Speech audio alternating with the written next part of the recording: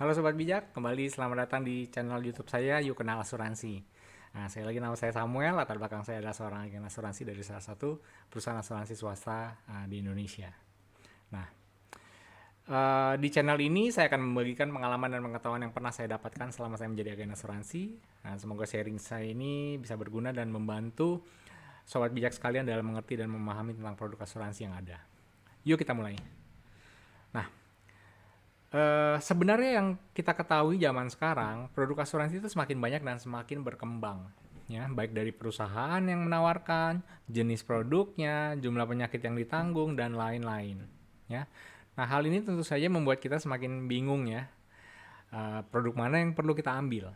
Nah, saya berharap video ini dapat membantu memberikan sedikit pencerahan kepada sobat bijak mengenai berbagai macam asuransi yang ada dan yang sering ditawarkan ya.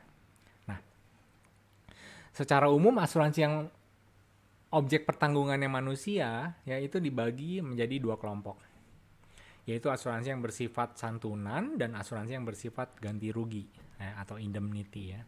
Nah, asuransi yang bersifat santunan adalah asuransi yang pencairan klaimnya sebesar jumlah tertentu yang disepakati di awal kontrak asuransi. Nah, misalnya seorang bapak A memiliki asuransi sakit kritis gitu ya dengan nilai pertanggungan misalnya 5 miliar. Nah, jika suatu saat Bapak A terdiagnosa mengalami salah satu dari penyakit kritis yang tercantum dalam polis, maka Bapak A akan mendapatkan uang pertanggungan sebesar 5 miliar itu terlepas dari berapapun biaya pengobatannya atau biaya selama dia sakit ya. Jadi kurang atau lebih ya dapatnya 5M gitu sesuai kontrak. Nah, ciri khas dari asuransi jenis ini adalah satu, nilai pertanggungannya yang relatif besar ya. Dan kedua, biasanya uang pertanggungannya hanya keluar satu kali seumur hidup ya, seumur hidup polis ya. Meskipun dalam beberapa kasus ada yang pencairan klaimnya dilakukan secara bertahap ya. Nah, yang ketiga, pengalaman klaim dapat dilakukan dari beberapa polis yang berbeda ya. Ya, jadi maksudnya pengajuan klaimnya ya. Dan itu sering juga disebut bisa double claim. Ya. Nah, yang keempat, pencairan uang pertanggungan itu diberikan atau ditransfer langsung kepada tertanggung atau ahli waris tertanggung. Nah, beberapa contoh asuransi yang bersifat santunan adalah asuransi jiwa, asuransi sakit kritis, asuransi cacat tetap total, asuransi kecelakaan yang mengakibatkan korban menjadi cacat atau meninggal.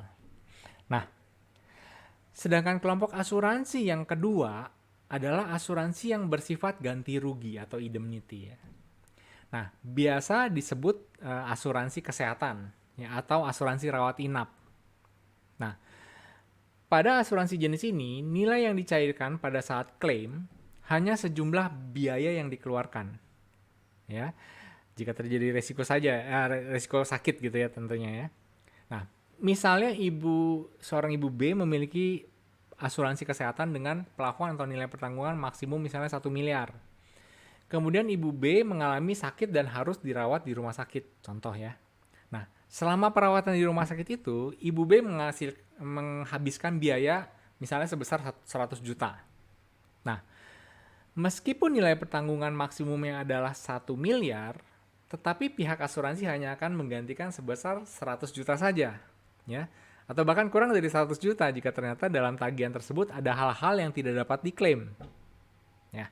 Nah, ciri-ciri khas dari asuransi jenis ini adalah satu, penggantiannya dilakukan berdasarkan besarnya biaya yang kita keluarkan saat terjadi resiko. Ya. Nah, yang kedua, karena sifatnya adalah ganti rugi, maka biasanya nasabah tidak dapat melakukan double claim atau mengajukan klaim kepada dua perusahaan asuransi yang berbeda gitu ya. Nah, kecuali jika perusahaan asuransi tersebut, misalnya asuransi yang pertama itu perusahaannya tidak mengcover seluruh kerugian, ya, maka selisihnya mungkin bisa dapat diklaim ke asuransi kedua. Nah, hal ini sering juga disebut dengan koordinasi manfaat atau COB ya, Coordination of Benefit. Oke. Nah, yang ketiga ciri-cirinya adalah biasanya pencairan klaim dilakukan langsung oleh perusahaan asuransi ke rumah sakit yang melaksanakan rawat inap tadi ya. Meski dalam beberapa kasus ada yang dilakukan secara reimbursement, ya. Jadi si seorang tertanggung itu membayari dulu, lalu kemudian reimburse nanti diganti di kemudian hari. Nah, untuk hal-hal yang tidak dapat diklaim dan sistem pengajuan klaim asuransi atau rawat inap ini akan saya jelaskan ya lebih lanjut di video yang khusus membahas tentang asuransi kesehatan. Bagaimana? Apakah sudah mulai cukup jelas ya? Nah, jika ada yang kurang jelas, silakan bertanya di kolom komen atau bisa juga bertanya langsung kepada saya melalui email yukkenalasuransi@gmail.com. Nah, kalau kalian merasa video series ini bermanfaat untuk kalian, silahkan ya bagikan informasi ini ke orang-orang di sekitar kalian dan siapa tahu informasi ini juga bisa membantu menjawab pertanyaan mereka tentang seputar produk asuransi. Dan jangan lupa klik like dan subscribe untuk mendapatkan update asuransi berikutnya. Terima kasih, salam sehat, cerdas, dan bijaksana. Bye-bye.